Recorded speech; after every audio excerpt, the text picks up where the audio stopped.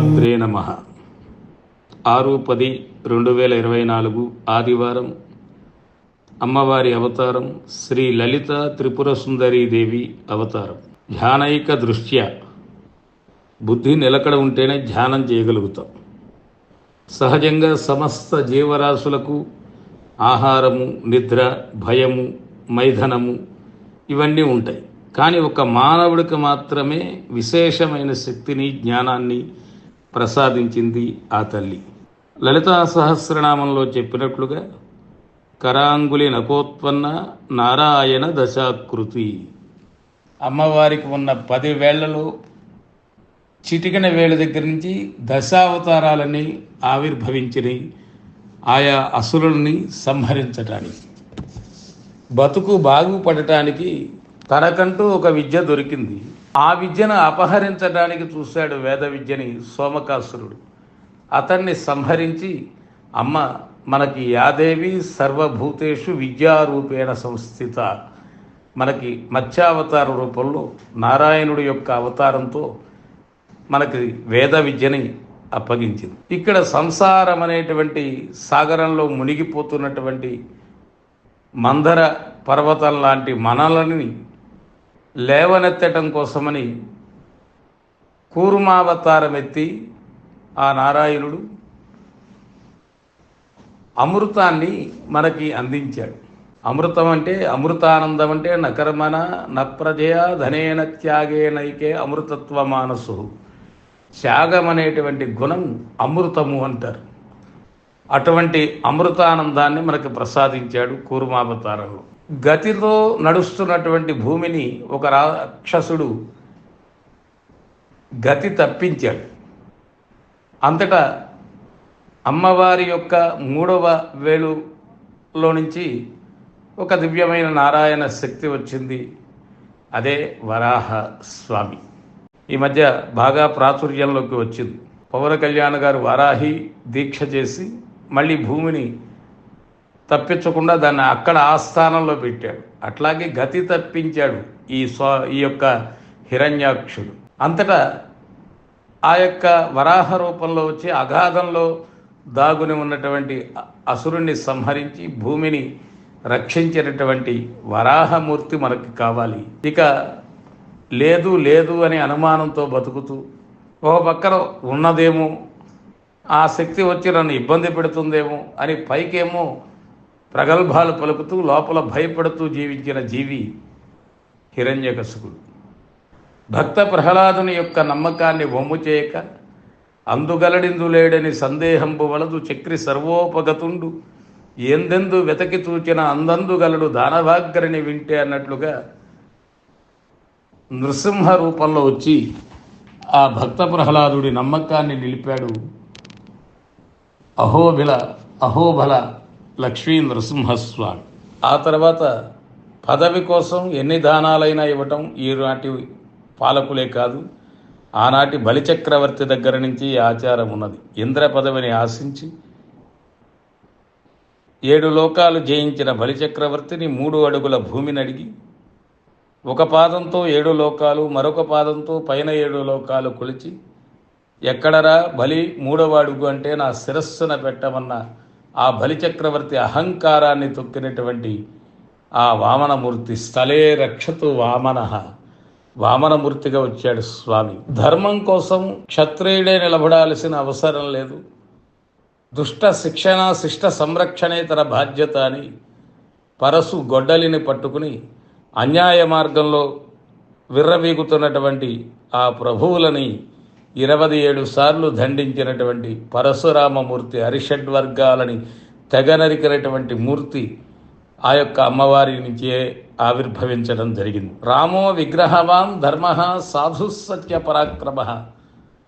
సాధువు, సత్యవంతుడు, పరాక్రమవంతుడిగా అనుగ్రహించినటువంటి శ్రీరామచంద్ర ప్రభువు ఆ అమ్మ నుంచి వచ్చినటువంటి అవతారం.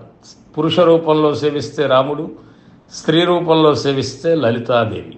అలాగే ఉపాసనలలో భేదాలు ఉన్నాయి. ఇక్కడ బుద్ధావతారం చెప్పబడదు. బలరామమూర్తిగా వేదాలలో చెప్తారు. ముసలాయుధాన్ని ధరించి సమస్త ప్రజానీకాన్ని అనుగ్రహించిన బలరామమూర్తిగా, నిన్న వద్దని నేటిని చూసి రేపటి కావ్యమైన భగవద్గీతని లోకానికి అందించినటువంటి గీతాచార్యుడు, కృష్ణం వందే జగద్గురువు, కృష్ణం వందే జగద్గురుం, ఆ శ్రీకృష్ణ పరమాత్మ అమ్మ నుంచి అవతరించారు. పురుష రూపంలో చూస్తే శ్రీకృష్ణుడు, స్త్రీ రూపంలో చూస్తే కాళికా స్వరూపం. ఇక కలికి రూపం, కలియుగంలో వెంకటేశ్వరుడుగా అవతరించి కలియుగాంతము వరకు మనని క్షమిస్తూ వేద విద్యకి, వేద విహితమైన కర్మలను ఆచరించే వాళ్ళని పాషండులు అంటారు. అటువంటి వారిని కలియుగాంతంలో సంహరించడానికి సిద్ధంగా ఉన్న కలియుగ ప్రత్యక్ష దైవం వెంకటేశ్వరుడే కలికి రూపం. అటువంటి దశవిధ రూపాలన్నీ కూడా అమ్మ నుంచి వచ్చినవిగా లలితా సహస్రనామంలో కరాంగులి నకోత్పన్న నారాయణ దశాకృతి, అటువంటి అనేక దివ్యమైన భవ్యమైనటువంటి శక్తులను ప్రసాదించిన తల్లి శ్రీ లలిత త్రిపుర సుందరి. మూల సైన్యంతో సహా బండాసురుణ్ణి సంహరించి బండాసురేంద్ర నిర్ముక్త ప్రత్యస్త్ర వర్షిణి, వాడు వేసే శస్త్రాలకి అస్త్రాలను సంధించినటువంటి ఆ తల్లి వాడి యొక్క నగరమైన శూన్యక అనే నగరాన్ని కూడా సమూలంగా నశింపజేసింది. అంటే ఈ బండాసురుడు ఎవరో కాదు, అంతకుముందు జన్మలో పరమేశ్వరుడు యొక్క మూడవ కన్ను తెరవబడి మన్మధుడు భస్మరాశిగా పడిపోయి అతని అంతఃశక్తి అమ్మవారిలో చేరిపోయింది. ఆ బయట పడి ఉన్నటువంటి ఈ భస్మరాశుల నుంచి పుట్టినవాడే బండాసురుడు. ఆ అసురుణ్ణి అమ్మ సంహరించింది. ఆ అసుర నగరాన్ని, అందులో ఉన్నటువంటి స్త్రీలని అందరినీ సంహరించి మనను కాపాడినటువంటి ఆ తల్లి శ్రీ లలిత త్రిపుర సుందరీ దేవి అవతారం. అమ్మవారిలో ఉన్నటువంటి అస్త్రములు, శస్త్రములు అంటే ఆయుధములు, అస్త్రములు అంటే మంత్రముల ద్వారా వాడేవి.